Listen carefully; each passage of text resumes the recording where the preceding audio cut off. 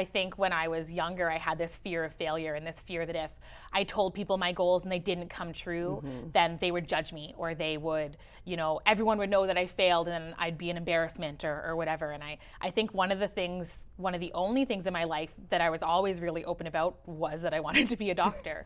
And so if you talk to my friends from high school or my coaches who knew me, like, they all knew that was my goal. They were all supportive of that. My friends, my family, even you, when I knew you as a teenager, were all super supportive of that.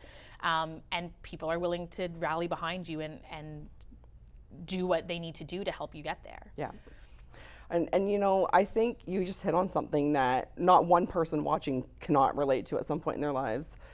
That fear of failure. Like, if I say this out loud, that this is what I want to do or be, and I don't achieve it, am I going to be an embarrassment, or I'm going to let people down? And that's very real. I mean, it happens for everybody at some point in their lives. Yeah, and I'll say it never even stops. Exactly. Right?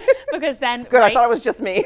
Because there's always another goal or another hurdle or another milestone, right? The first goal for me was getting to university, and then every class was its own obstacle, and then applying to medical school is an obstacle in itself, which sometimes seems like a total crapshoot of who gets in, right? The interviews are stressful, the application's stressful, then you get into med school and you're going, oh my gosh, now what? Now what's the next obstacle or the next course? What am I going to do? And then you get to determine like where you're going to do electives and what specialty do you want to be. That's like a whole world that was open to me that I think I didn't even realize was I was going to have to choose when I got into med school.